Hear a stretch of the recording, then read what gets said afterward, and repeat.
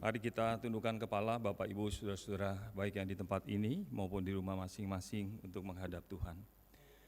Berfirmanlah ya Tuhan, bagi setiap kami termasuk juga bagi hamba-Mu, bagi jemaat yang hadir di ruangan ini maupun di rumah masing-masing, bahkan yang mendengar melalui rekaman. Biar Roh Kudus mengubah hati kami, mendorong kami untuk melakukan bagian tugas kami, supaya Tuhan semakin dimuliakan. Demi Kristus kami serahkan waktu ini. Amin. Silakan duduk Bapak Ibu yang dikasihi Tuhan. Shalom, selamat pagi. Kita bersyukur kepada Tuhan, hari ini kita masuk di dalam minggu yang ketiga di bulan Juli, tanggal 17 Juli. Banyak orang yang tidak bisa memasuki hari-harinya dengan kesehatan, dengan kekuatan. Tapi bagi kita, anak-anak Tuhan, sakit atau sehat, apakah kita dalam keadaan yang nyaman atau tidak nyaman, kita tetap percaya bahwa Tuhan menyertai kita. Amin, Bapak Ibu Saudara. Hari ini saya mau melanjutkan tema tentang yang hilang dari Lukas pasal 15, ayat 11 sampai 32, tadi sudah kita bacakan. Kalau 2 minggu kemarin kita mendengar firman pembahasan tentang domba yang hilang, dirham yang hilang, kedua-duanya benda yang hilang. Tapi hari ini adalah yang hilang bukan benda, tapi yang hilang adalah manusia. Di dalam bahasa Inggris dipakai istilah prodigal son. Apa arti prodigal? Prodigal maksudnya adalah memboroskan. Orang yang prodigal itu orang yang memboroskan uangnya dengan begitu cepat. Itu namanya prodigal. Maka anak ini memboroskan uang dalam waktu yang sangat cepat, dalam waktu yang sangat singkat, yang akan kita lihat bersama-sama. Saya mau mulai dengan sebuah kisah. Ada seorang kaya raya mencari seorang pelukis yang sangat terkenal untuk melukiskan perumpamaan tentang anak yang hilang ini, the prodigal son. Lalu kata orang kaya ini ketika berjumpa dengan sang pelukis, bagi saya uang tidak masalah, silakan Anda lukis perumpamaan tentang anak yang hilang sebagus-bagusnya. Berapapun biayanya akan saya bayar. Lalu sang pelukis mulai memikirkan kira-kira apa yang hendak dilukiskan di atas kanvas. Saudara tahu dengan begitu susah berjeri lelah karena ini yang pesan orang sangat kaya raya, konglomerat, uang tidak masalah, yang penting saya puas. Dia berpikir 1 minggu, 2 minggu, 3 minggu, 4 minggu, sekian minggu, akhirnya dia selesaikan juga. Sampai beberapa bulan. Lalu dia kasih tahu pemesan ini, Bapak, lukisan sudah selesai. Silakan datang untuk mengambil dan membayar. Waktu lukisan itu diperlihatkan oleh sang pemesan, orang kaya konglomerat ini. Sang konglomerat ini sangat terkejut. Kenapa terkejut? Dia bertanya, saya pesan lukisan anak yang hilang, kata si orang kaya ini. Setelah saya perhatikan lukisan yang Anda lukis, bukankah ada seorang pelukis yang hebat? Ya betul, banyak orang sudah pesan dengan saya, orang-orang pejabat penting, orang-orang kaya. Dia bilang, sekarang kata orang kaya yang konglomerat punya uang banyak, mana anak yang hilangnya? Dia perhatikan baik-baik, enggak ada anak yang hilang. Adanya bapaknya yang begitu besar kamu lukiskan. Anaknya mana? Dia protes. Saudara tahu, pelukis ini berkata, Pak, tenang dulu, jangan emosi. Nanti jantungan. Perhatikan baik-baik lukisan saya. Terus dia perhatikan. Dia bilang ada sih, cuma 1 titik. Kecil sekali. Jadi ini yang dimaksudkan dengan anak yang hilang yang kamu lukis ini. Bukankah saya pesannya perumpamaan anak yang hilang? Mestinya kamu lukiskan yang besar itu anak. Karena itu fokus daripada perumpamaan ini, kata orang kaya tadi. Pelukis itu berkata, Bapak salah. Bapak salah. Saya sengaja lukis anak itu hanya 1 titik kecil saja warna hitam. Mau kasih tahu, dia bukan fokus. dari kisah. Perumpamaan yang diceritakan oleh Tuhan Yesus, fokusnya adalah siapa? Sang Bapa. Bapa yang begitu mengasihi, Bapa yang tahu bahwa anaknya sedang hilang dan terus bergumul, terus menantikan dengan cinta kasih, kapan anak ini kembali kepadaku. Ini ilustrasi gambaran yang sangat indah sekali, sesuai dengan apa yang dikatakan oleh Owen Crouch, seorang teolog yang menulis Injil Lukas begitu tebal. Dia mengatakan, dan saya sangat setuju sekali, seringkali kita gagal fokus. Kita berpikir bahwa perumpamaan yang disampaikan oleh Tuhan Yesus di bagian yang ketiga tentang yang hilang adalah anak itu sendiri. Padahal kita salah. Fokus utama kisah ini bukan anak, tapi Bapa yang terus menerus, seperti lagu yang tadi kita nyanyikan, yang mengorbankan anaknya mati di atas kayu salib, Yesus Kristus Tuhan kita. Namun kisah ini tidak selesai sampai di situ, saudara. Kenapa?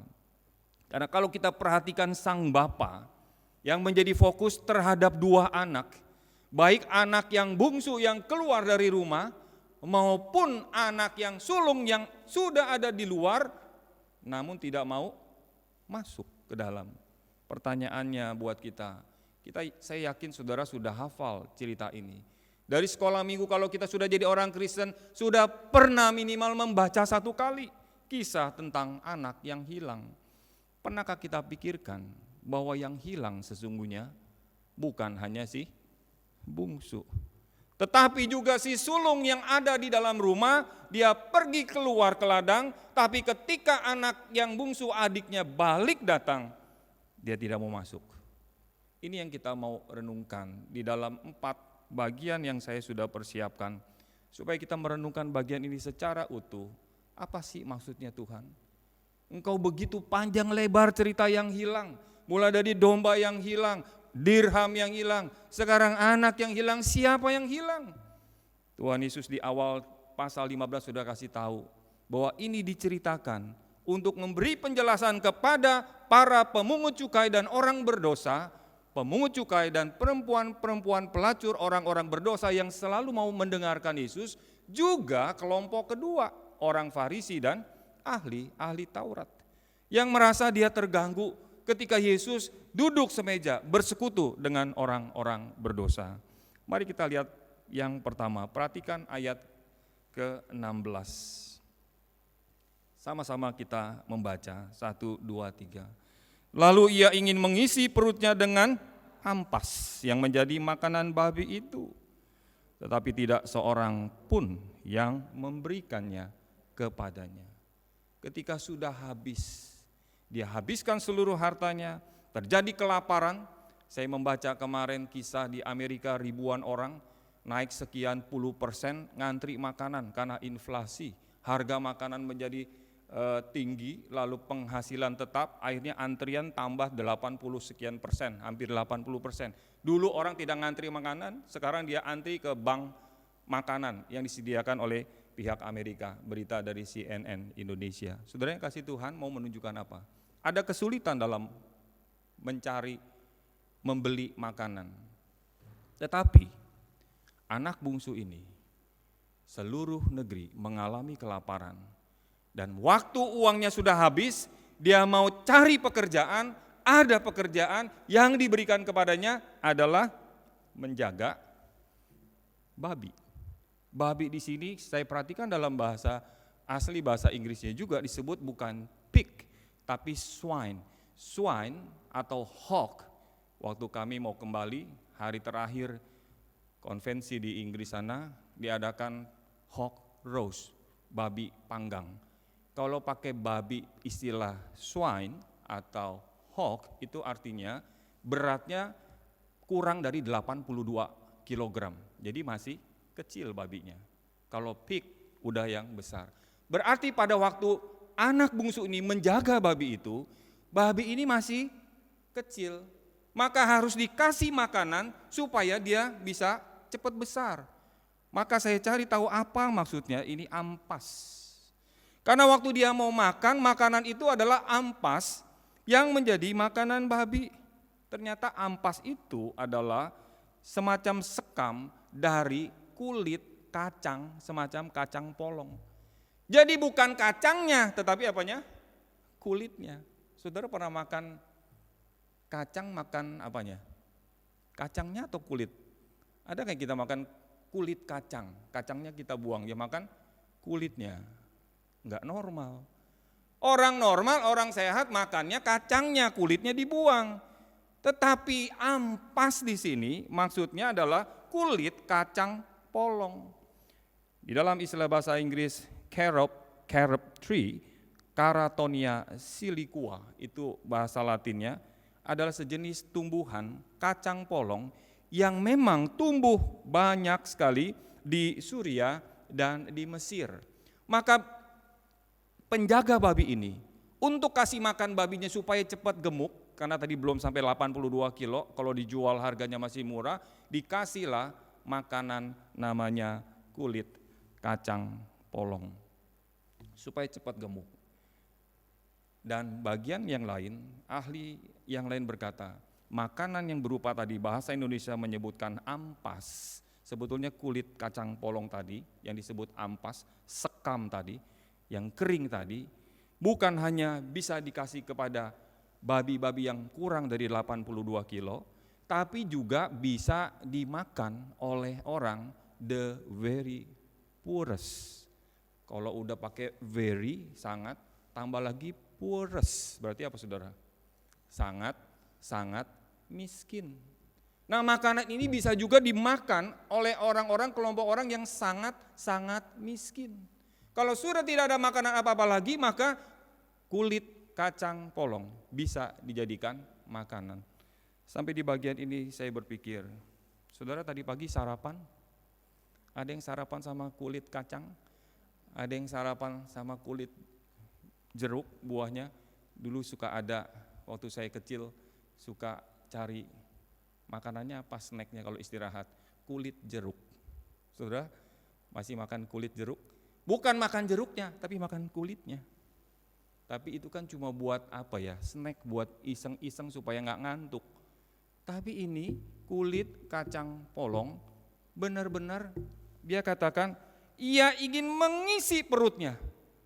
Perutnya dipakai istilah belly, itu artinya semua yang terkait sistem pencernaan makanan.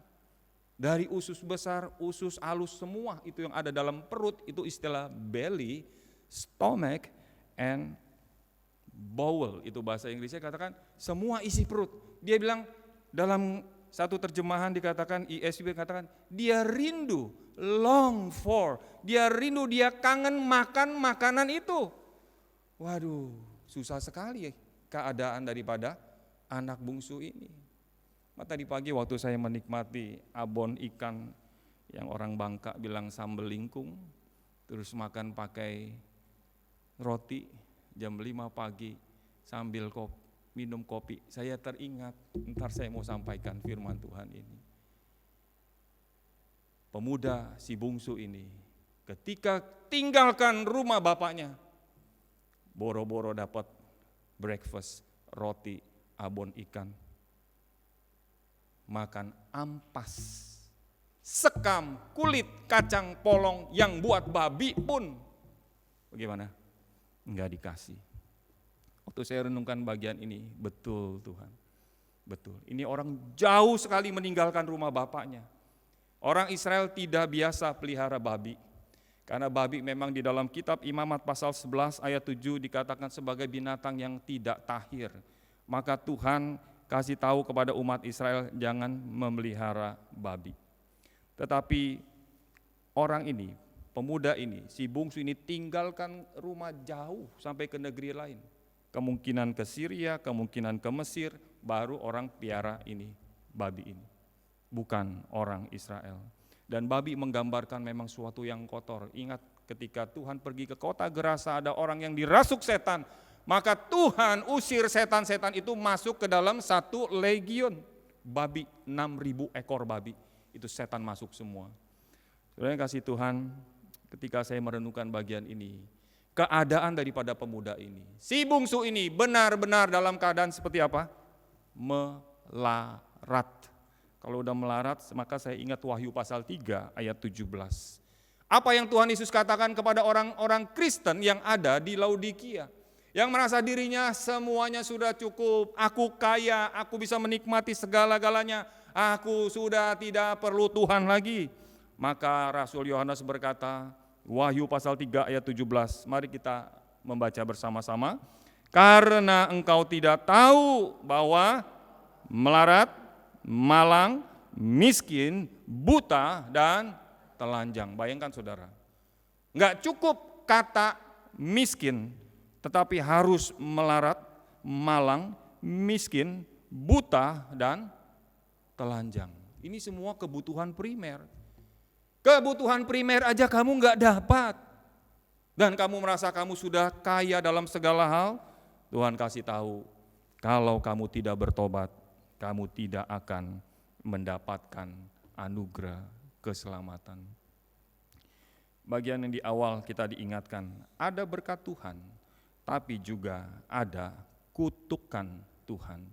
Kita sebagai orang Kristen sering merasa tidak mungkin aku dikutuk oleh Tuhan, karena kutukan sudah selesai, Galatia pasal 3 ayat 13, betul. Kutukan kematian di atas kayu salib Tuhan sudah tanggung dan saudara tidak perlu tanggung lagi, Yesus sudah tanggung. Tapi ketika kita tidak taat, maka hukuman-hukuman Tuhan yang bisa dipandang sebagai kutukan supaya orang kembali kepada Tuhan masih mungkin bisa terjadi. Perhatikan Ulangan 28 ayat 68. Mari kita baca bersama-sama 1, 2, 3. Tuhan akan membawa engkau kemana? Ke Mesir dengan kapal, melalui jalan yang telah kukatakan kepadamu. Engkau tidak akan melihatnya lagi, dan di sana kamu akan menawarkan diri kepada musuhmu sebagai budak lelaki, budak perempuan, tetapi bagaimana? Sedih enggak saudara? Udah jual diri sebagai budak, juga enggak apa? Enggak ada yang beli, artinya enggak laku. Saudara kalau jual rumah saudara mau dijual, dari harga 10M, enggak laku, turunin lagi 9M, enggak laku lagi 7M, enggak laku lagi 5M, turunin terus. Ada masalah nih, kenapa nih rumah enggak laku-laku? Itu baru rumah, tapi ini badannya, dirinya mau dijual. Tuhan udah bilang, kamu tidak akan melihat jalan di mana engkau pernah pergi. Engkau tidak akan melihatnya lagi. Tapi karena engkau terus-menerus melawan Tuhan, maka aku kutuk, aku hukum supaya engkau kembali. Caranya gimana? Karena engkau tidak mau melayani Tuhan dengan baik-baik. Melayani dengan terpaksa. Ada banyak orang melayani Tuhan karena terpaksa. Israel menjadi hamba Tuhan, menjadi hamba Allah terpaksa. Saya terpaksa menjadi hamba Tuhan. Saya terpaksa melayani Tuhan. Maka mereka tidak mau lagi melayani Tuhan. Dia lari keluar, tinggalkan Allahnya, pergi menyembah Allah bangsa lain. Maka Ulangan pasal 28 ayat 68 menjadi peringatan yang begitu mengerikan.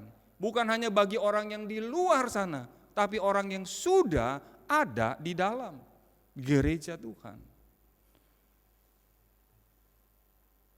Kalau kita sudah tulis big sale, on sale, semua sudah di sale, 70%, 90%, masih belum ada yang beli. Saudara kalau pergi jalan-jalan ke mall, lihat barang sudah di sale 75%, saya kaget ada satu kali jalan sale 90%, kok gak ada yang datang? Udah 90% cuma bayar 10%, 1/10, masih gak ada yang mau beli barang itu. Masalah gak saudara? Masalah, kenapa? Tapi kali ini sale-nya udah habis-habisan. Kamu mau bayar berapa aja saya terima. Yang penting saya mau jadi budak. Tuhan bilang apa? Kamu sudah obral pun enggak ada yang mau beli. Mengerikan sekali. Kalau Tuhan sudah marah, murka terhadap orang-orang yang terus-menerus mau di dalam kehidupannya sendiri, akhirnya Tuhan biarkan dan Tuhan buang. Orang itu mau buat apapun tidak bisa. Segala usaha yang paling sangat mendasar, jual diri enggak laku. Ngeri enggak saudara? Inilah anugerah yang mahal. Bukan anugerah yang murah, sudah saya sudah selamat, sudah terserah saya dong. ini udah hidup saya, mau apapun dengan hidup terserah saya. Ternyata enggak. Tuhan masih berurusan dengan saudara, dengan saya. Bagian pertama, kita lihat harus ada tindakan. Daripada anak ini untuk kembali melihat keadaannya, kemelaratannya, ketelanjangannya, kemiskinannya, seluruh yang tidak baik terjadi. Kenapa saya begini? Kenapa hidup saya seperti ini? Maka Tuhan sebagai Bapa yang terus menerus mau supaya saudara kembali kepadanya. Dia rindu menantikan saudara datang kepada dia. Ingat baik-baik, kalau kita punya hati seperti Bapa, minimal saudara bisa berdoa. Ini yang kita mau lihat di bagian kedua. Sang Bapa berinisiatif. Ketika anak ini merespon segala kesulitan penderitaan yang terjadi, maka Bapa berinisiatif. Di dalam ayat 20 dikatakan, mari kita baca, maka bangkitlah ia dan pergi kepada bapaknya. Ketika ia masih jauh, ayahnya telah melihatnya. Lalu tergeraklah hatinya oleh belas kasihan. Ayahnya itu bagaimana? Berlari mendapatkan dia, lalu merangkul, mencium. Udah bergaul sama babi, pasti bau sekali. Tapi ayahnya berlari, menunjukkan apa saudara? Kerendahan hati dari seorang ayah. Enggak wajar, enggak normal orang tua lari jemput anak yang udah kurang ajar seperti ini. Mestinya diem aja, cukup lihat aja. Tapi dia lari, ayah ini lari. Menunjukkan apa? Sebuah inisiatif bahwa memang aku menantikan anak yang hilang ini untuk kembali datang. Sang Bapa yang menemui anak ini. Bukan hanya kepada anak yang bungsu, tapi juga kepada anak yang sulung di ayat 28. Mari kita baca. Maka, 1, 2, 3, maka marahlah anak sulung itu dan ia tidak mau masuk. Lalu bagaimana? Ayahnya diam aja? Enggak. Apa yang dilakukan ayahnya? Ayahnya keluar rumah. Artinya apa? Ayahnya yang berinisiatif jemput baik si bungsu maupun si sulung. Berarti dua-duanya sama-sama ada di luar dan ayahnya jemput supaya kembali masuk ke dalam rumah. Waktu saya renungkan bagian ini, saya teringat lukisan daripada Rembrandt di abad yang ke-17. Saudara perhatikan lukisan ini. Ada tangan kiri sang ayah, yang gambar tangan kanan sama tangan kirinya beda. Tangan kanannya ini agak besar menunjukkan tangan si ayah, tapi saya perhatikan kok tangan kirinya agak kecil kurus, itu tangan perempuan. Kenapa ya? Apakah pelukis Rembrandt ini orang Belanda ini salah lukis? Masa tangan beda-beda, satu tangan bapak, satu tangan ibu, maksudnya apa? Tangan kirinya tangan bapak, tapi tangan kanannya ini kok tangan ibu? Mau mengatakan saudara, sang ayah merangkul, menerima anak yang hilang itu, baik sebagai bapak yang maskulin maupun tangan yang keibuan yang lembut. Digambarkan dengan tangan kanan, kalau saudara perhatikan, sangat lembut, menunjukkan tangan ibu. Ayah dan ibu menyambut. Demikian pula kalau saudara perhatikan sebelah kanan, itu ada, ini gambar lukisan ini sangat terkenal dari Rembrandt. Ada orang yang hanya berdiri, terus tangannya bagaimana? Lipat seperti ini. Itu siapa? Itu adalah si sulung. Yang ketika adiknya kembali, kalau orang melipat begini, sementara orang pada kerja, terus lipat tangan, artinya apa saudara? Saya tidak mau campur. Saya tidak mau ikut-ikutan dengan yang terjadi di sekeliling saya. Maka dia cuma berdiri aja seperti ini. Si sulung hatinya tidak tergugah, hatinya tidak tergerak. Itu urusan bapakku. Bapakku mau mengampuni adikku yang sudah boroskan uang harta gitu, urusan bapakku. Tapi kalau aku, kata si sulung, sorry, aku orang baik, aku orang benar. Itu urusan adikku sama bapakku.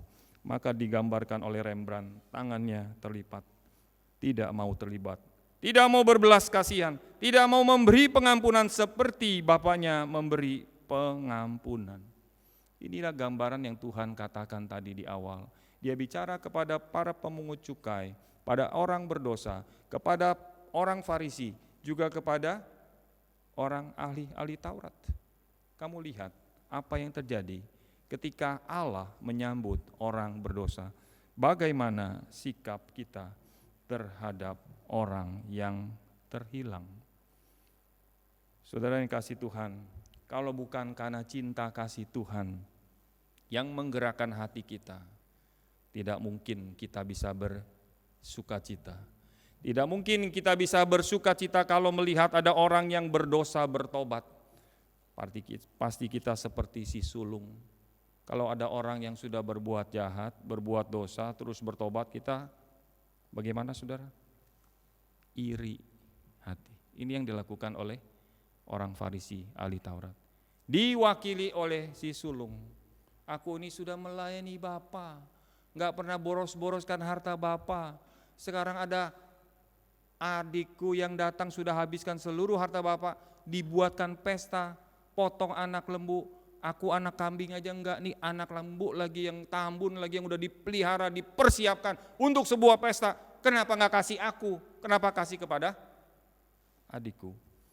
Inilah gambaran saudara dan saya. Ketika kita, kalau bukan karena Tuhan yang menopang, mendorong dengan cinta kasih seumur hidup, saudara dan saya tidak akan pernah bersuka cita kalau ada melihat orang berdosa kembali kepada Tuhan. Kita enggak mungkin punya hati inisiatif seperti Tuhan yang digambarkan sebagai Sang Bapa.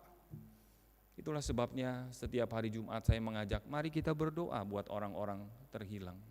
Orang-orang yang ada di negara-negara tertentu yang sedang bergumul. Para misionaris yang mungkin sedang mati-matian, hidupnya enggak jelas apakah besok masih hidup, istrinya masih hidup, anak-anaknya masih hidup.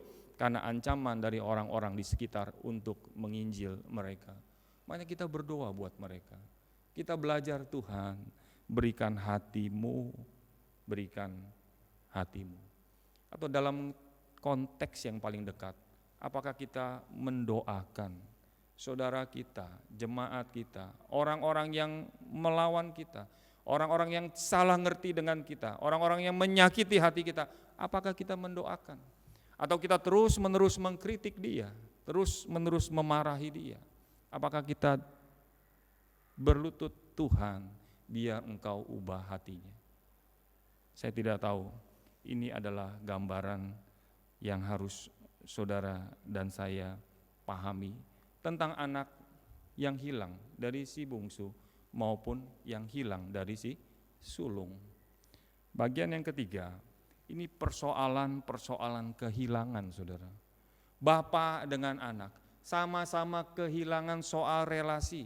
Si bungsu kehilangan relasi dengan bapaknya, dia tinggalkan rumah. Hidup foya-foya habiskan. Dan si sulung tinggalkan rumah, kerja. Tapi ketika ada sukacita di dalam rumah, dia tidak mau masuk ke dalam. Lukas 15 ayat 24. Mari kita baca bersama-sama. Sebab anakku ini telah mati dan menjadi hidup kembali. Ia telah hilang dan didapat kembali. Jadi orang ini sudah mati dan sudah hilang. Bapak ini dengan cinta kasih yang besar kehilangan relasi. Jadi orang yang lepas relasi dengan Bapak sama dengan sudah mati, sama dengan sudah hilang. Saudara, kita sering kali berpikir orang yang hilang itu yang di luar sana, yang belum jadi orang Kristen, yang belum percaya Yesus, yang belum dibaptis. Kita lupa yang hilang juga bisa di dalam rumah. Si sulung juga hilang. Makanya seluruh pelayanan yang harus saudara dan saya kerjakan bukan hanya di dalam tapi juga di luar. Bukan hanya di luar tapi juga di dalam. Waktu kita pikirkan perumpamaan ini, mari kita memikirkan juga keluarga kita, anak kita, cucu kita, menantu kita, apakah mereka masih di dalam persekutuan dengan Tuhan atau sudah di luar? Jangan sampai ada hamba Tuhan yang bersaksi, saya perhatikan orang luar, tapi anak saya berantakan, keluarga saya berantakan. Demikian sebaliknya. Ada orang perhatikan keluarganya, anaknya, cucunya, menantunya terus menerus. Gak pernah pikirkan orang yang ada di luar. Yang benar adalah sama-sama kita kerjakan di dalam dan di luar. Di luar dan di dalam. Karena ketika relasi dengan Tuhan terputus, baik yang di luar maupun yang di dalam sama-sama terhilang. Ini bagian yang saya ketika merenungkan ini, benar Tuhan. Di dalam acara 1 minggu, hampir 10 hari di Inggris kemarin, ada acara namanya prayer and pairing di dalam doa. Maka ketika satu hari cari partner untuk berdoa sambil berjalan, terus kita sambil ngobrol persoalan kamu apa, pergumulan kamu apa. Saya perhatikan dapat satu partner doa, ada seorang pemuda, dia diam aja. Saya perhatikan karena sudah dijadwalkan A dengan B dengan siapa hari. Lalu saya perhatikan, oh yang ini nanti hari ini akan jadi partner. Saya cari tahu, oh ini orang dari negara lain. Ketika sudah waktunya tiba, saya katakan kamu partner doa dengan saya. Oh iya Pak, saya sudah lihat. Lalu kita jalan bersama-sama, saya cerita. Dari awal saya sudah perhatikan, wajahnya yang murung menunjukkan pasti something happen wrong di dalam hidupnya. Maka di dalam perjalanan saya ngobrol-ngobrol, buka pembicaraan, tanya-tanya keluarga kamu tinggal di mana, ibu kamu, bapak kamu dan sebagainya. Saya juga cerita tentang keluarga saya, apa yang menjadi pergumulan doa. Pemuda ini bercerita, saya sudah sekian tahun, hampir 10 tahun melayani di salah satu center pembawa obor yang ada di Austria, dan dia katakan, saya susah sekali Pak mengampuni mama saya. Kata pemuda ini. Saya bilang kenapa? Karena sejak papa meninggal, mama kawin lagi dan tidak pernah perhatikan dirinya. Sudah sekian tahun dalam pelayanan menjangkau anak-anak muda dari belahan berbagai negara untuk ada sampai di Austria. Pengurusnya 80 orang.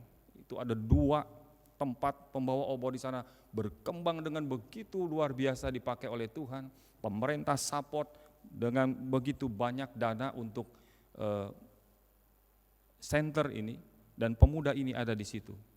Berarti tempat ini diberkatin Tuhan. Dia juga diberkatin Tuhan dalam pelayanan itu. Tapi dia berkata, aduh susah sekali. Saya hidup, saya tahu ini penuh dengan kepahitan. Terakhir waktu saling mendoakan, saya tanya, kita duduk, sudah cukup capek jalan, mari kita duduk, mari kita saling mendoakan. Saya doakan kamu, kamu doakan saya. Apa yang harus saya doakan? Dia katakan, saya kehilangan relasi dengan mama saya, dengan ibu saya. Kita saling mendoakan, saya rangkul, saya peluk dia. Saya katakan, hanya Tuhan yang dapat memulihkan relasi kamu dengan ibumu. Jadi bicara tentang relasi yang hilang bukan hanya di dalam perumpamaan ini antara Tuhan dengan umatnya, dengan orang yang di dalam maupun yang di luar, seringkali juga relasi kita di dalam keluarga inti kita. Berapa banyak anak tidak mau lagi bicara sama mamanya, yang kecewa seperti tadi yang saya katakan. Atau orang tua yang kecewa dengan anaknya, gak mau lagi ada relasi. Saya waktu renungkan bagian ini, Tuhan, kiranya cinta kasih yang dari Tuhan memulihkan hati saya, memulihkan hati saudara, supaya kalau kita kehilangan relasi, kita berdoa, Tuhan kembalikan. Supaya seperti Tuhan rindu, ada persekutuan, ada sebuah relasi yang intim. Kalau kita membaca di dalam Alkitab, relasi Tuhan dengan umatnya begitu intim. Bahkan digambarkan sebagai mempelai pria, mempelai wanita, seperti suami dan istri, Kristus dengan jemaatnya. Indah sekali relasi itu. Tapi ketika orang tertentu lari meninggalkan, maka yang terjadi bagian yang terakhir, bisa dua-duanya baik yang di dalam maupun yang di luar, baik si bungsu maupun si sulung sama-sama kehilangan relasi. Kehilangan persekutuan dengan Bapa. Si bungsu keluar rumah, habiskan harta bapaknya, dia keluar. Dia kehilangan relasi persekutuan yang intim dengan Tuhan, dengan bapaknya. Demikian juga si anak sulung.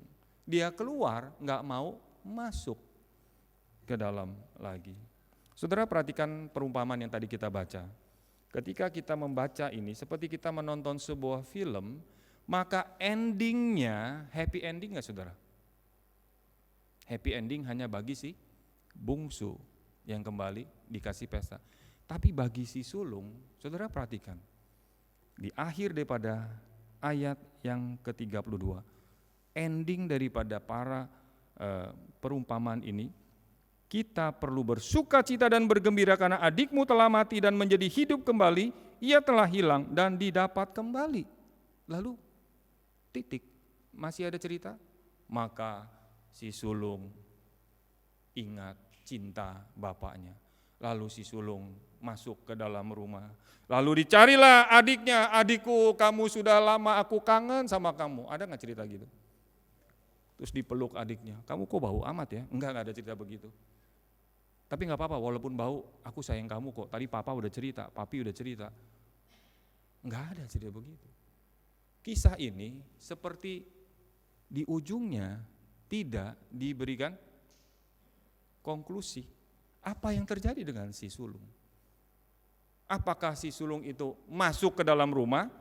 Atau jangan-jangan aku mulai hari ini pap, aku tidak mau lagi dalam rumah.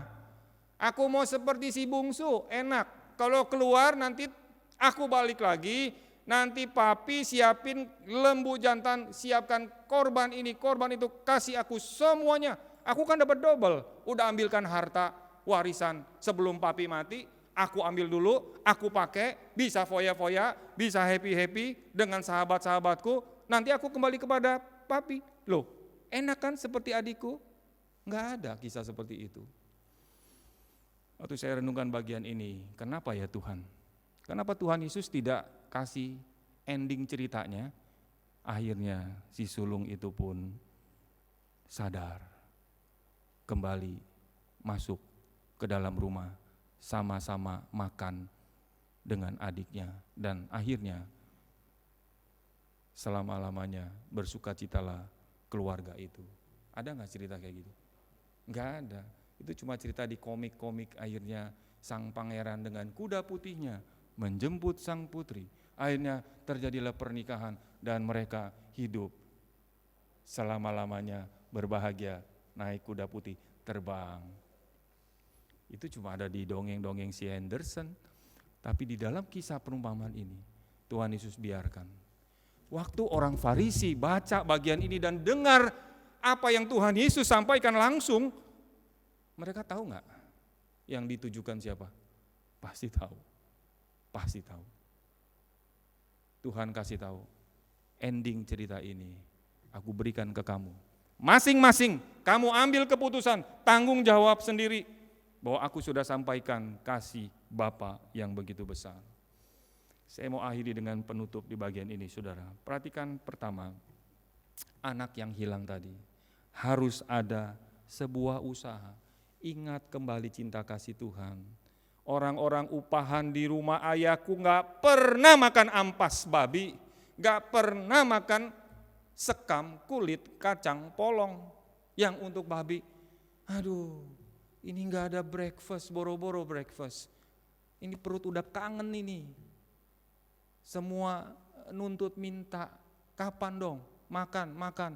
Yang ada itu, ya udah gak apa-apa. Langsung ingat. Maka dia ambil keputusan.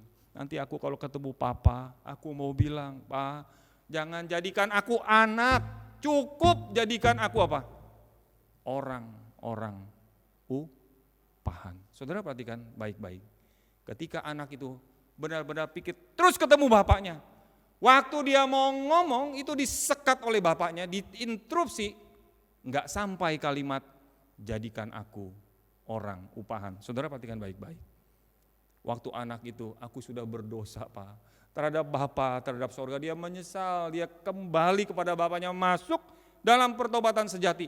Tapi waktu mau bilang, jadikan aku orang-orang upahan, dia udah pikir sebelumnya, tapi belum sampai kalimat itu, bapaknya potong di situ. Saudara perhatikan, ini kisah yang indah sekali. Sang bapak, kalau anak kita salah, ada nggak bapak sama ibu, papi, mami, halo, ayah, ibu, kalau anak salah, terus kita cecer, papi udah bilang, mami udah bilang, kan kita maunya gitu. Kita marah-marahin terus, kita lupa terima dia dulu. Kalau udah diterima baru dikasih tahu. Ini belum diterima, papi maminya terus ngingetin dosa masa lalu. Ya dia udah salah, dia udah datang nih benar-benar salah. Bukannya bercanda, dia udah hancur hati, udah compang-camping. Maka segala usaha ini harus saudara dan saya pahami, ini anugerah Tuhan. Dia tidak mungkin bisa kembali kalau sang bapak tadi dari jauh sudah lihat cara jalan anak saya paham. Saudara perhatikan, cara jalan kita masing-masing beda. Ada orang yang jalan kakinya suka digesek-gesek, seret. Jadi langkahnya ketahuan, ini mah si A nih, ini langkahnya kayak gini. Ada orang yang langkahnya cepat, saya termasuk yang langkahnya cepat, ada yang langkahnya lambat, yang digesek-gesek. Bapaknya udah hafal, ini cara langkah dari jauh, ini langkah anak saya, dia perhatikan, dia gumuli. Kalau bagian ini diterapkan kepada saudara dan saya, mari kita terus memperhatikan orang-orang yang terhilang, minimal mendoakan dia. Amin saudara. Yang kedua, banyak kali orang Kristen seperti si sulung, dia merasa tidak terhilang. Aku sudah di dalam gereja, aku sudah ikut ibadah, masakah aku terhilang? Ini seperti orang Farisi dan ahli Taurat. Aku ini ahli Taurat, sekali lagi ahli Taurat, sekali lagi ahli Taurat. Taurat semua bagian Kejadian, Keluaran, Imamat, Ulang, semua nabi-nabi aku tahu. Kata ahli Farisi, ahli Taurat ini, masakah aku terhilang? Nah ini gambaran apa saudara? Orang Kristen yang ada dalam gereja juga termasuk saudara, termasuk saya yang khotbah, bisa jadi kita terhilang karena tidak pernah punya relasi yang intim dengan Tuhan. Itu termasuk orang-orang yang terhilang. Hati-hati waktu kita merenungkan bagian ini, jangan fokus hanya kepada yang di luar, yang jauh sana. Tapi yang di dalam rumah, jangan-jangan anak kita lagi hilang. Jangan-jangan diri kita juga yang lagi hilang. Yang khotbah juga bisa jadi hilang. Hati-hati. Maka terus-menerus tiap hari, Tuhan, jangan tinggalkan saya. Terus-menerus introspeksi diri kita. Dan yang terakhir, bagian perumpamaan ini mau menjelaskan hati Allah yang begitu luas, begitu lapang, dan hati manusia yang begitu sempit. Hati Tuhan begitu luas, melihat segala keadaan. Tapi hati saudara, hati saya bagaimana? Seringkali kita hatinya sempit, gak bisa Tuhan, mesti begini, mesti begini. Makanya kita perlu terus minta belas kasihan Tuhan. Tuhan, berikan cinta kasih-Mu, supaya aku tidak membalas kejahatan dengan kejahatan. Enggak gampang. Kalau bukan Tuhan yang kasih, kita maunya seperti si sulung tadi, diem aja. Enggak mau, gua enggak mau terlibat, enggak mau ada belas kasihan, enggak mau ada pengampunan, biarin dia aja. Beda kalau kita sudah memberikan kesempatan, memberikan pengampunan, tapi orang itu memang terus-menerus menjauh. Ini kisah anak itu yang lari dari bapaknya, akhirnya kembali. Ada orang yang lari, gak pernah mau kembali. Harap kita di tempat ini, juga yang mendengar firman ini melalui rekaman ataupun melalui online, kita adalah anak bungsu yang kembali. Atau seperti anak sulung tadi, ketika sudah dikasih tahu bapaknya, kita harusnya bersuka cita, karena adikmu sudah mati, sudah hilang, sekarang ditemukan, sudah hidup, mari berpesta. Kiranya kita boleh mengakhiri perikop ayat 32 dengan ayat 33. Kalau itu kita adalah si sulung, lalu kita masuk ke dalam rumah, kembali ke rumah, menikmati pesta yang diadakan oleh Allah bagi orang yang bertobat datang. kita turut bersuka cita. Amin, saudara. Amin, saudara. Mari kita bangkit berdiri. Kita naikkan pujian bagian refsnya saja.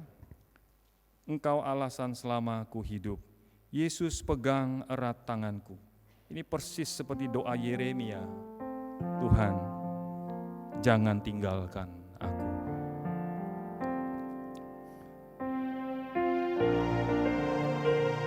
Kita naikkan bersama-sama pujian ini sebagai doa kita kepada Tuhan. Yesus pegang erat tanganku, ku tak dapat hidup di luar kasih-Mu. Bapa, jangan tinggalkan aku. Engkau alasan selama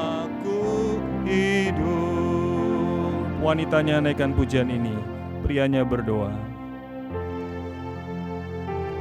Mari kita renungkan cinta kasih Tuhan.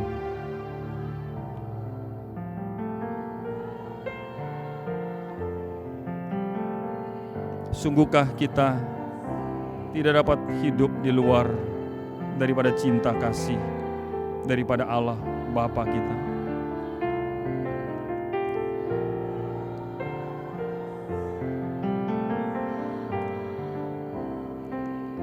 Pria menaikkan pujian ini, wanita berdoa. Yesus pegang erat tanganku, ku tak dapat hidup di luar kasih-Mu. Bapa, jangan tinggalkan aku. Engkau alasan selama ku hidup. Bersama-sama sebagai doa kita. Yesus pegang erat tanganku, ku tak dapat hidup di luar kasih-Mu. Bapa, jangan tinggalkan aku. Engkau alasan selama ku hidup. Satu hari Nabi Yeremia berdoa, Lord God, do not leave us. Tuhan Allahku, janganlah tinggalkan kami. Pernahkah saudara berdoa seperti ini? Supaya Tuhan senantiasa bersama-sama dengan kita, dan kita tidak pernah meninggalkan persekutuan yang erat dengan Tuhan kita. Mari kita berdoa. Kami bersyukur buat firman Tuhan tentang anak yang hilang, prodigal son. Bisa jadi kami yang sedang terhilang. Kami tinggalkan persekutuan yang indah dengan Bapa di surga. Kami cari kesenangan sendiri, keinginan sendiri, cara kami sendiri. Tuhan, ampuni kami.